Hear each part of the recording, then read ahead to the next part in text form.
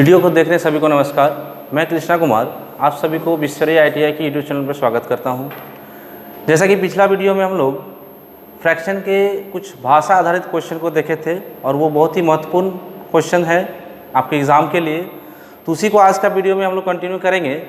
तो जो भी कोई स्टूडेंट पिछला वीडियो नहीं देखे हैं, डिस्क्रिप्शन बॉक्स में उसका लिंक दे दिया गया है, पहले उन वीडियो को ज़रूर देख लें और आज का वीडियो को भी अंत तक ज़रूर देखें। तो चलिए शुरू करते हैं। पहला क्वेश्चन, चलिए जैसा कि हमारा पहला क्वेश्चन आज का है कि यदि किसी संख्या के 1/5 का 2/3 का 3/4 24 के बराबर है तो वह संख्या क्या है। देखिए क्वेश्चन बहुत ही आसान है, बस आपको हम बार बार कहें कि लैंग्वेज वाला क्वेश्चन में होता क्या है कि लैंग्वेज पढ़ के आपको एक इक्वेशन बनाना होता है, बस वही सबसे ज़्यादा इंपॉर्टेंट है।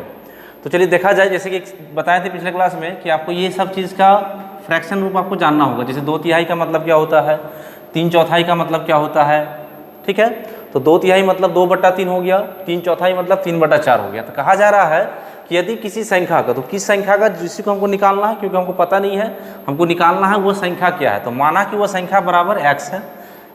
थोड़ा सा हम लोग बेसिक लेके चलते हैं। माना कि वह संख्या बराबर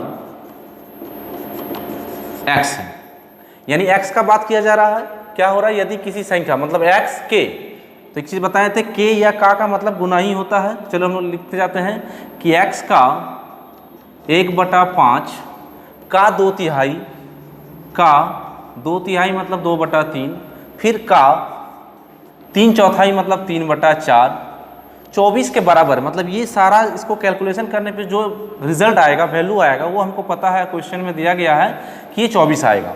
तो बस यही मेरा इंपॉर्टेंट है इस लैंग्वेज वाला क्वेश्चन का मतलब बस इतना ही है कि आपको पढ़ के ये इक्वेशन बनाना है।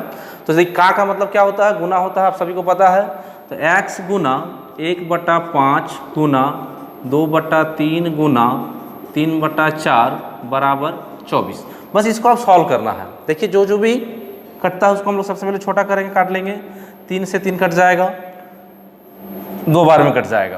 तो देखिए कितना आया, ऊपर में कोई भी संख्या नहीं बचा, सिर्फ x है। तो x बराबर, अब देखिए नीचे क्या क्या बचा, 5 और 2, 5 गुना 2 10 हो गया, और ये 10 कहाँ चला जाएगा, ऊपर चला जाएगा 24 के साथ। तो 24 गुना 10 240। तो बस इतना ही काम आपको करना है कि किसी भी लैंग्वेज वाला क्वेश्चन में आपको एक इक्वेशन को बनाना है। बस इक्वेशन बनाने के बाद आपका आसान है सॉल्व करना बस। तो यानी वो जो संख्या होगा मेरा 240 होगा। ऑप्शन नंबर बी ये मेरा आंसर हो गया, ठीक है। चलिए चलते हैं हम लोग दूसरा क्वेश्चन में।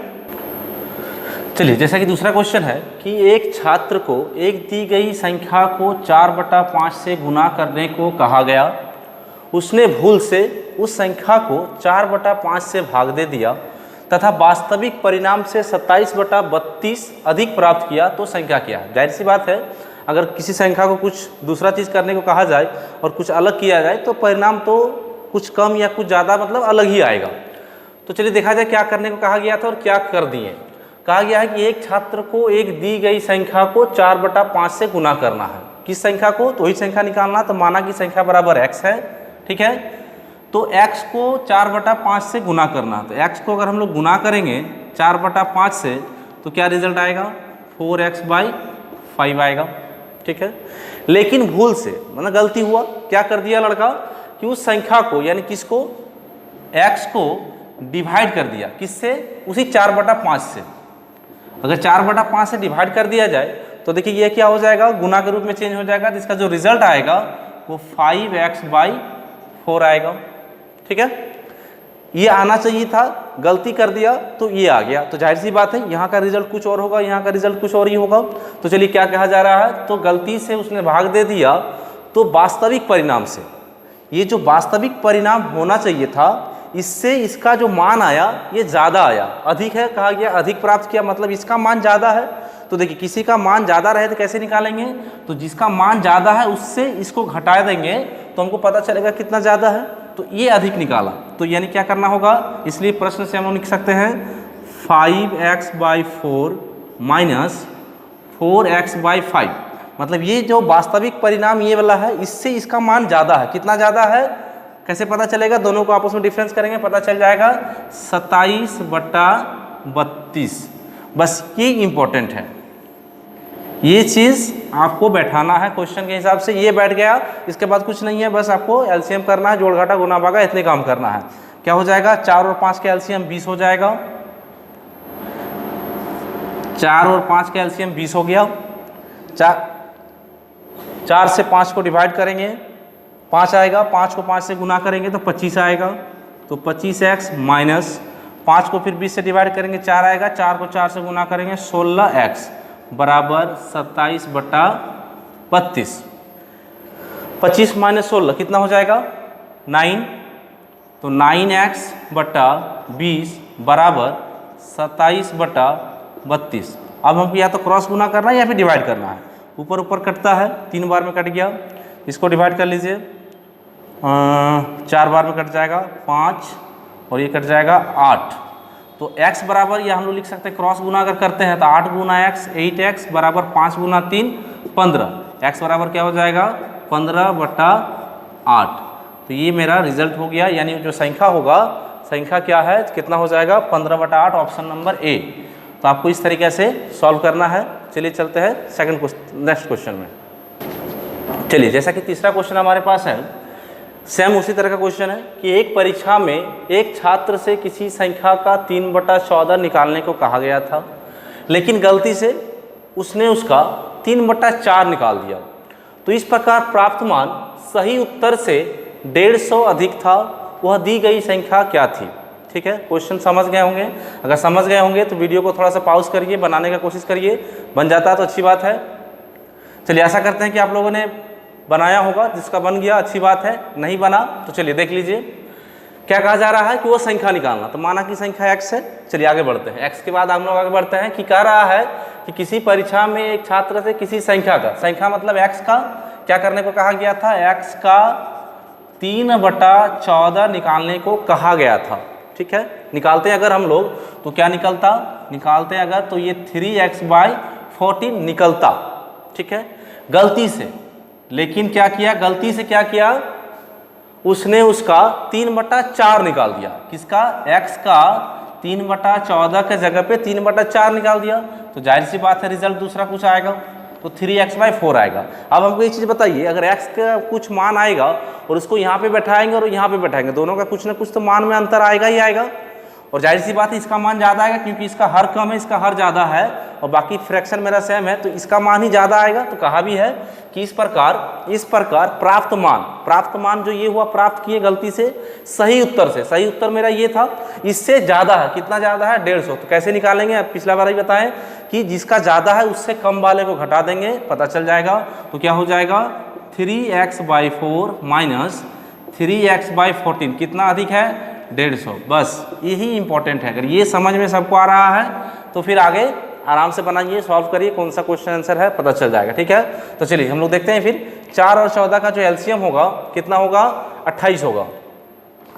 28 हो गया, 4 से 28 को डिवाइड करना है तो 7 आएगा, 7 को 3 से गुना करेंगे 21 माइनस 14 को 28 से डिवाइड करेंगे, मतलब 14 से 28 को 2 आएगा, 2 को 3 से गुना करेंगे 6 आएगा, 6x बराबर 150। ठीक है, 21 में 6 जाएगा, 15x/28 बराबर 150।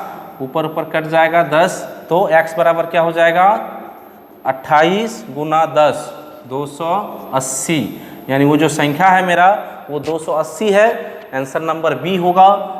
ठीक है, अगर सही बनाएं कि गलत बनाएं ये चेक करने के लिए आपको करना क्या है कि इस 280 को यहाँ पे बैठाना है। चलिए एक बार हम लोग चेक करके देख ही लेते हैं क्वेश्चन में कि हम लोग सही बनाएं कि गलत बनाएं। ठीक है, यहाँ तक अगर समझ में आ गया तो इस 280 को एक बार यहाँ बैठाना है, एक बार यहाँ बैठाना है। यहाँ का मान और यहाँ का मान में देखिएगा डिफरेंस जो होगा वो 150 ही अगर आएगा, नहीं आया तो गलत बनाए हैं, अगर आया तो मेरा आंसर सही है, फिर हम आराम से उसको बना सकते हैं कि मेरा आंसर ये वाला हुआ। ठीक है, चलिए चलते हैं हम लोग नेक्स्ट क्वेश्चन में। चलिए, जैसा कि चौथा क्वेश्चन कहा जा रहा है कि एक विद्यार्थी ने एक दिन एक किताब का 3/8 हिस्सा पढ़ा, बाकी किताब का 4/5 हिस्सा दूसरे दिन पढ़ा। अब किताब के 30 पृष्ठ बच गए हों तो किताब में कुल कितने पृष्ठ थे। देखिए क्वेश्चन करने का मतलब क्या कर रहा है कि आपके पास कोई किताब है, मान लीजिए उस किताब को आप पढ़ना स्टार्ट किए, पहला दिन किताब उस क्या कहा जा रहा है कुल कितने पृष्ठ थे, कुछ तो होंगे ही, 100 200 300 500। तो उसमें से 3/8 पहला दिन पढ़ा, मतलब जो टोटल जितना भी पेजेस होगा उसका 3/8 हिस्सा आप कर लीजिए, वो आपने पहला दिन पढ़ लिया।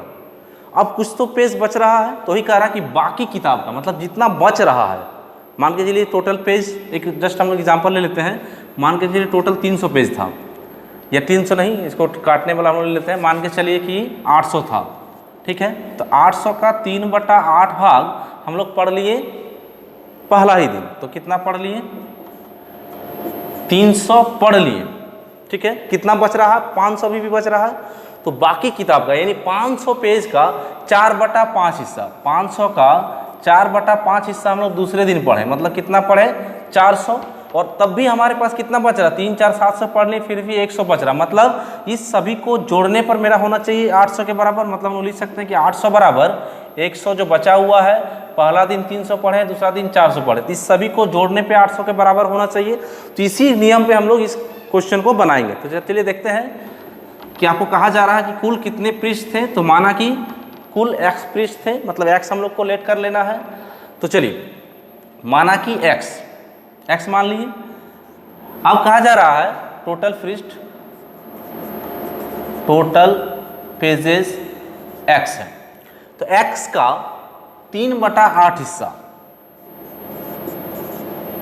पहला दिन पढ़ रहा, तो कितना हो जाएगा 3x/8। कितना बच रहा है टोटल में से घटाना पड़ेगा, तो बाकी जो बचेगा, बाकी किताब कितना हो जाएगा, टोटल में से जितना पढ़े उसको माइनस करना पड़ेगा, तो 8x माइनस x यानी 7x/8, ये 3x है, यानी कितना बच जाएगा 5x/8 मेरे पास अभी भी बचा हुआ है। पहला दिन 3x/8 पढ़ लिए, बाकी मेरे पास अभी 5x/8 पढ़ा है, तो ये हो गया पहला दिन। अब हम लोग बात करते हैं दूसरा दिन में, क्या हो जाएगा दूसरा दिन में, कि बाकी किताब का, ये मेरा भी बाकी किताब बचा हुआ है, तो 5x/8 का कितना पड़ रहा है 4/5 हिस्सा, ठीक है। ये 5 कट जाएगा, ये 4/2, यानी टोटल कितना पढ़ लिया x/2, ठीक है। ये दूसरा दिन पढ़ा, और अभी कुछ बच जाते हैं, बचे हुए पृष्ठ कितना है 30। तो यानी जैसे क्या बताएं कि टोटल मेरा x है, x बराबर क्या होना चाहिए कि पहला दिन जितना पढ़ा 3x/8 प्लस दूसरा दिन जितना पढ़ा x/2 और प्लस जितना मेरा बचा हुआ है।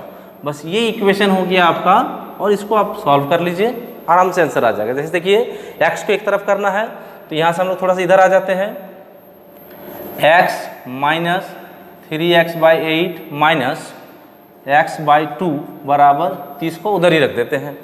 तो 8 2 और यहाँ कुछ नहीं है, तो मान लेते हैं 1, तो इस सभी का जो एलसीएम हो जाएगा वो 8 हो जाएगा।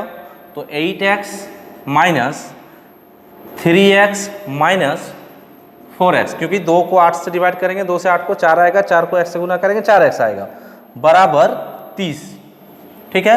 तो देखिए माइनस 3x और माइनस 4x ऐड हो जाएगा माइनस 7x, तो 8x और माइनस 7x जैसे करेंगे तो हो जाएगा x बराबर 8 गुना 30 240, यानी जो टोटल पृष्ठ था उस किताब का वो मेरा 240 है, ऑप्शन नंबर बी।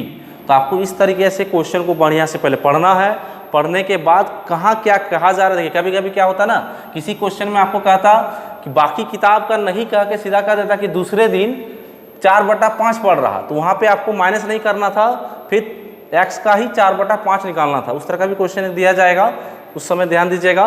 क्वेश्चन को जैसा कहा जाए उसी हिसाब से आपको बनाना है, ठीक है। तो चलिए चलते हैं हम लोग कुछ दूसरे क्वेश्चन में। चलिए जैसा कि हमारा नेक्स्ट क्वेश्चन है, अब थोड़ा सा फ्रैक्शन में आ गया कि किसी भिन्न के अंश व हर का योग 13 है।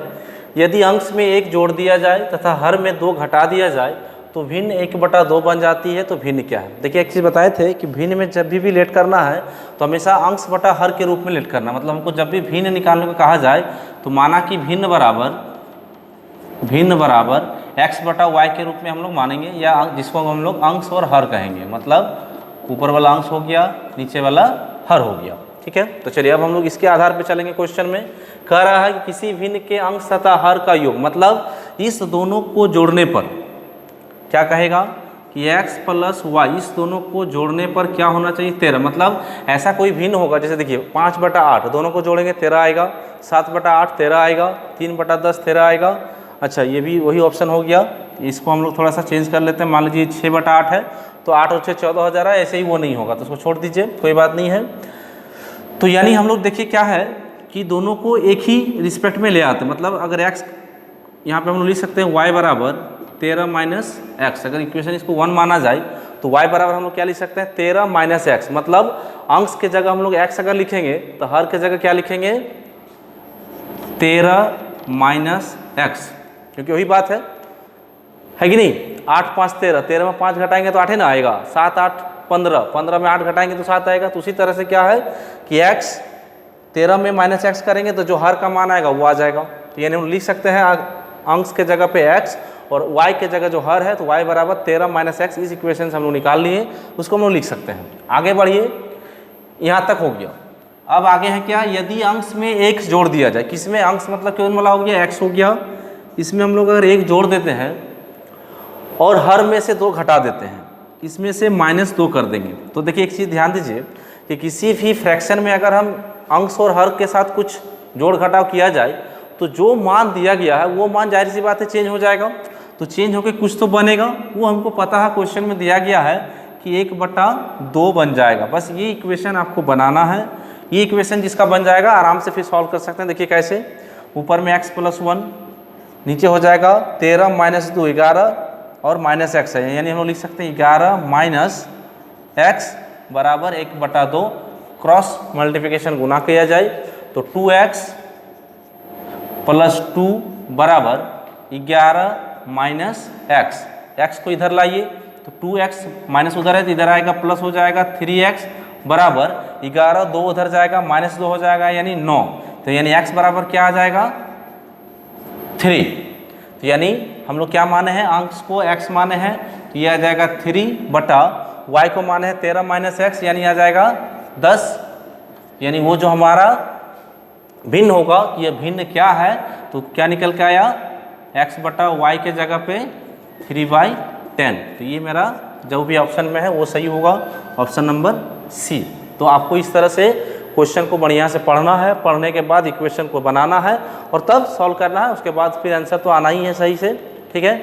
तो चलिए स्टूडेंट, आज के वीडियो में इतना ही। अगर वीडियो आपको अच्छा लगे तो लाइक और सब्सक्राइब हमारे चैनल को जरूर करें, साथ ही बेल आइकन का बटन दबाएं ताकि आने वाले हर एक वीडियो का नोटिफिकेशन आपको मिलता रहे।